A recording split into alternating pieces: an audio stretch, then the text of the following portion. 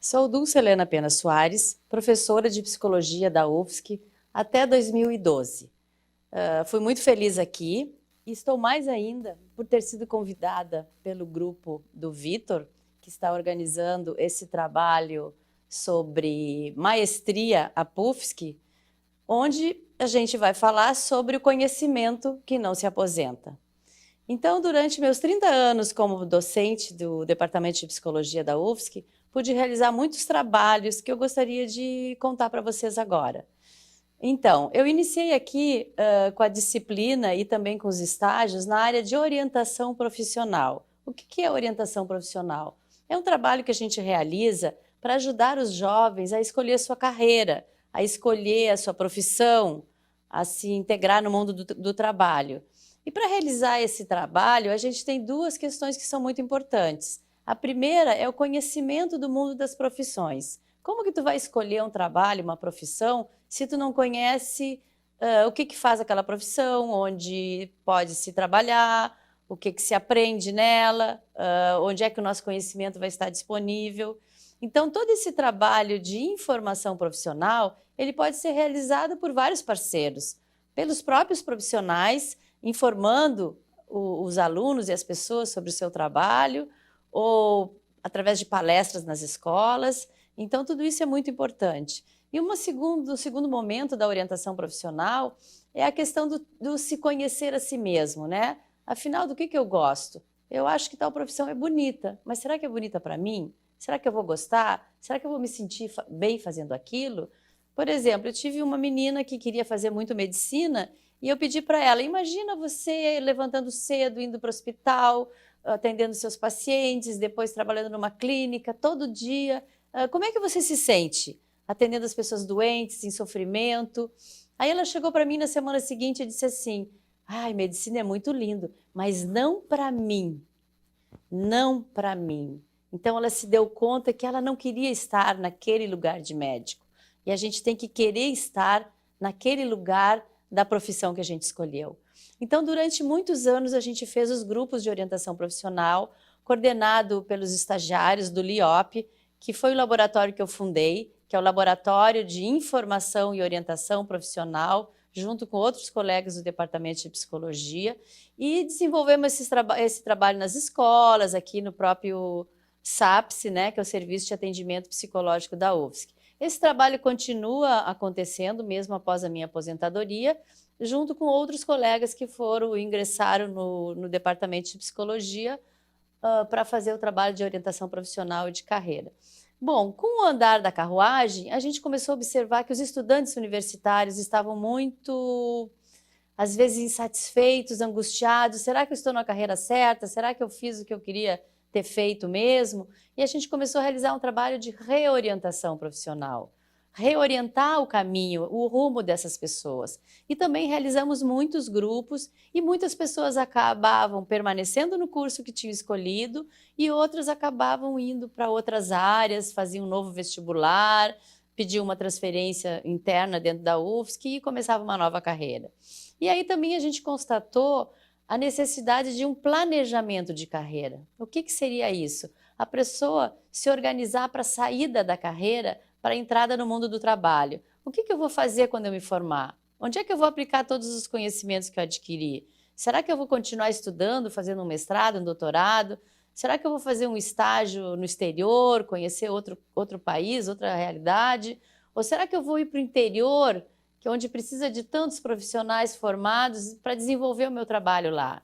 Então, são decisões de carreira que muitas vezes o jovem não consegue tomar sozinho. Então, é importante ter o acompanhamento de um orientador profissional, um psicólogo, ou mesmo dos pais e tutores que o jovem teve durante a carreira dele.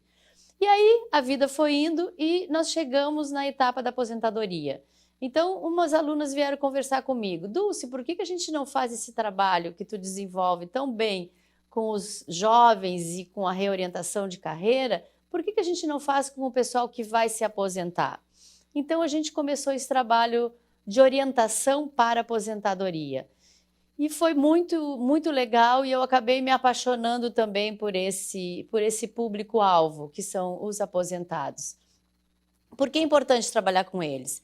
Porque geralmente as pessoas que se aposentam do serviço público e que trabalharam durante 20, 30 anos, às vezes até 35, 40 anos, num mesmo local, com as pessoas, realizando muitas vezes um trabalho idêntico, como que elas vão se aposentar?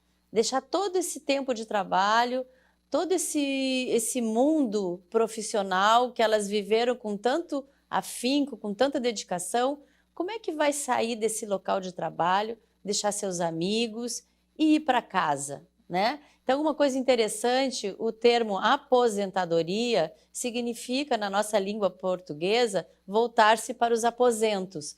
E aí a gente tem em outras línguas um significado um pouco diferente. Por exemplo, em inglês é retirement e em francês é retraite. E o que significa? Significa retirada, a retirada do fronte. Então, é mais ou menos o aposentado que sai da linha de batalha, da linha de campo, da linha de trabalho e se retira e vai para algum lugar. Mas eles não dizem que o aposentado vai para casa e para os aposentos. Somente no Brasil que tem esse nome. E eu ainda não descobri por que exatamente. Por exemplo, na Itália é pension, né?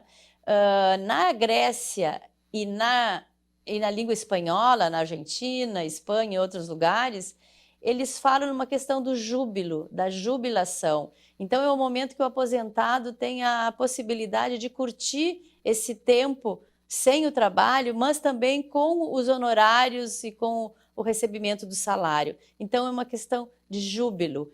E é muito legal essa outra visão, que não é essa visão que às vezes até leva mais a uma inação, uma inatividade, quando o aposentado volta para casa, senta no sofá e começa a trocar os canais da TV. E pode levar até uma depressão. Então, essa questão do júbilo, que eu acho que a gente tem que incentivar. Aposentar para quê? O que você vai fazer? Que outras coisas tu pode fazer na tua vida que não ficar sem fazer nada dentro de casa? Então, quando eu criei esse trabalho, eu pensei assim, eu quero dar um nome diferente para ele. Eu quero que ele tenha um nome forte e que ele mostre a nossa intenção ao fazer esse trabalho. Então, a gente criou o nome Aposentação e acabou que a gente escreveu um livro, Aposentadoria para Ação, que é todo um trabalho de pesquisa que foi feito pela Aline de mestrado, a aluna de mestrado Aline Bogoni Costa, sobre os projetos de futuro dos aposentados. Quais seriam? O que eles pensam em fazer? Então, apareceram muitos projetos, por exemplo, de curtir o tempo livre, fazer as coisas com mais calma, dedicar mais tempo, por exemplo, para tomar o café, para almoçar, porque na vida do dia a dia acaba que a gente corre tanto de um lado para outro que muitas vezes o café é corrido, o café é de pé no barzinho da universidade quando tu chega, não tem tempo de tomar aquele café gostoso, sentado numa mesa, que é o que a gente mereceria todos os dias, de preferência, né? Então, essa questão da aposentadoria é muito importante de ver todos os fatores que interferem na aposentadoria. Então, a gente fala, por exemplo, das questões sociais.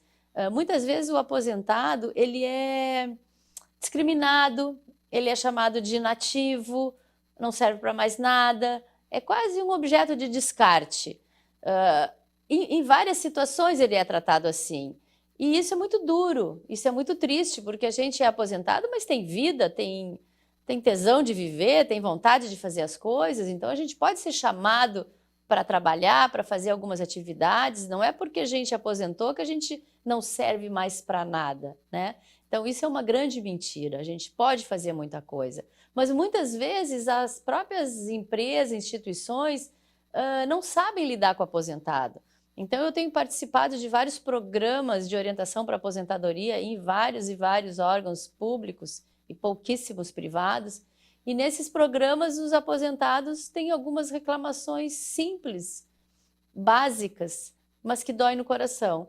Por exemplo, a pessoa chega na sua instituição, eu tive a oportunidade de ir no Banco Central dar uma palestra, e a pessoa que me convidou, ele era presidente da associação dos aposentados do Banco Central, antigo funcionário, e o evento, né, a palestra que eu ia dar, era dentro do local, dentro do banco, né, no auditório do banco. Aí eu precisei mostrar minha carteira de identidade e fui rapidamente autorizada a entrar. E ele, como era ex-funcionário do Banco Central, ele teve que mostrar a identidade dele. Aí a moça que estava recebendo a gente, né, que é uma pessoa terceirizada, que não conhecia ele, não sabia da história dele de 30 e tantos anos de trabalho, ligou para um, ligou para outro, ligou para outro. Ele ficou quase que uns 5, 10 minutos esperando para ser autorizado a entrar na casa que foi dele durante tantos anos, que ele dedicou tantas horas da vida dele trabalhando ali, e agora ele era visto como um estranho, como um visitante. Ele ficou bastante chateado, me pediu desculpas por ter demorado para entrar, e eu não tive nem coragem de perguntar o porquê que tinha demorado tanto. Aí eu perguntei para uma outra pessoa que tinha sido, né, a que tinha me convidado, né, um outro funcionário do banco mais jovem, e ele disse: não, Dulce, aqui no Banco Central, por essa questão de segurança, toda a informação monetária do país passa por aqui, então a autorização tem que ser bem objetiva e bem delimitada, né? Então ele estava sendo autorizado para entrar naquele lugar, que era o auditório, para coordenar a palestra junto comigo. Mas ele não poderia, por exemplo, fazer visita aos ex-colegas, porque poderia ter alguma informação sigilosa que fosse passada para ele, e isso não é permitido, né? Então, só o fato de tu chegar no teu lugar de trabalho e não poder entrar tranquilamente, ter toda essa questão, é difícil. Tem alguns que colocam crachá de aposentado ou crachá de visitante. Quando é de aposentado, tudo bem, é o meu lugar agora é de aposentado. Agora, botar um de visitante, mas eu sou visita nessa casa? Essa casa não era minha, né? Então, essa questão social, ela é muito importante de a gente prestar atenção, principalmente as pessoas que estão fora e que não se dão conta desse sentimento, desse sofrimento do aposentado. Então, outras coisas que são importantes também. O aposentado iniciar uma atividade física, cuidar da saúde, procurar um médico, procurar amigos. Eu, por exemplo, achava que os amigos que a gente tinha, os melhores amigos, eram aqueles de jovem, da adolescência, do colégio, da faculdade. Depois, quando eu entrei no mundo do trabalho, eu vi que a gente também pode fazer amigos no mundo do trabalho. Mas nem todos. A maioria são nossos colegas de trabalho. Então, às vezes eu vejo pessoas que dizem assim: ai, mas aqui no meu trabalho a gente é uma família, a gente é muito unido, a gente se ama. Eu digo: que bom, mas eu não sei se é tão verdade assim. A gente é colega de trabalho. E de quem a gente é amigo, a gente continua mesmo saindo do trabalho. Então, as pessoas têm medo: vou perder meu mundo social, vou perder as minhas amizades. Não, você vai perder os seus colegas de trabalho. Mas uma novidade, para mim pelo menos, a gente pode encontrar novos amigos sempre. É só a gente buscar outras áreas, outras coisas para fazer. Eu, por exemplo, agora tenho me dedicado à pintura, à aquarela, e tenho encontrado grandes amigos na aquarela porque os nossos interesses são comuns. Agora o meu interesse é aquarela, então com isso eu tenho novos amigos e novas oportunidades sociais de encontros, de viagem, de jantares. Então, a gente sempre pode encontrar novos amigos. E outra coisa, não existe isso de não sei. Ah, Dulce, mas tu tem talento para pintar, eu nunca peguei num lápis, eu não sei desenhar. Aprende-se. Tudo a gente aprende, é só começar. Ah, eu sou desafinada, eu não sei cantar. Ótimo, faz um curso de canto.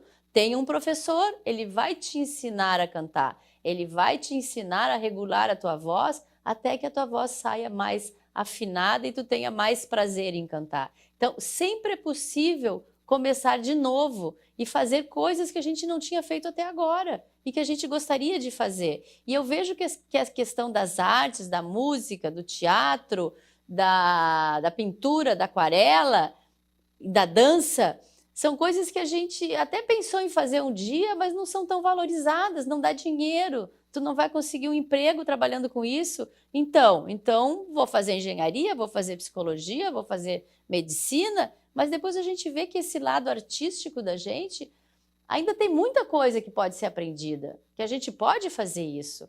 Então, eu acho importante a gente se dar conta disso. E uma outra questão é a família, porque quando a gente se aposenta, a gente volta para casa, como eu estava dizendo, né? E aí a família nem sempre sabe o que fazer, qual é o espaço do aposentado, o que ele vai fazer, como é que ele vai se estruturar na família. Então é importante que haja muita conversa, porque o aposentado chega e às vezes ele não acha nem o espaço dele. Uma vez nós tivemos o grupo de orientação para aposentadoria aqui, que a pessoa era motociclista, tal, chegou em casa e a mulher começou a fazer o crochê, tal. Ele foi ler o jornal em cima da mesa da sala, em cima de um guardanapinho branco que a mulher recém tinha lavado, botou o jornal ali em cima. A mulher ficou brava e disse assim: não é para botar o jornal em cima do meu guardanapo branco, vai ler jornal lá atrás, lá no fundo. O lugar do aposentado é lá nos fundos da casa, né? Então esse senhor ficou muito chateado, pegou a moto dele, saiu, era 10 horas da manhã, deixou o celular em cima da mesa e foi se passear de moto. E aí a mulher chegou na hora do almoço: será que ele vem almoçar? Será que não vem? E foi ligar para ele, estava o celular ali. E ele só voltou às 5 da tarde. Então, tem que conversar. Tem que conversar e sobre esses espaços, qual é o espaço de cada um. E sobre esse trabalho também dos espaços, a Aline Bogoni Costa fez a sua tese de doutorado sobre os espaços urbanos da cidade. E eu fui a orientadora. E agora a gente está lançando esse livro em primeira mão, vocês estão vendo, vai ser lançado agora no dia 19, no Congresso da BOP, em Maceió. E esse livro fala assim, afinal, qual é o espaço do aposentado na cidade? Porque a cidade existe para o trabalho. As pessoas trabalham na cidade. Está todo mundo indo e vindo do trabalho e para o trabalho. E afinal, como que seria com as pessoas aposentadas? Florianópolis é uma cidade de aposentado. Ela tem uma porcentagem muito maior do que outras cidades. Em algum momento, em 2006, 2007... as cidades tinham 9%, 10% de aposentado, Florianópolis tinha 13%, tinha 12%, tinha 13%, é uma porcentagem grande. E cada vez está aumentando mais a porcentagem de aposentado. E eles vêm para cá o quê? Para curtir a cidade, curtir a praia.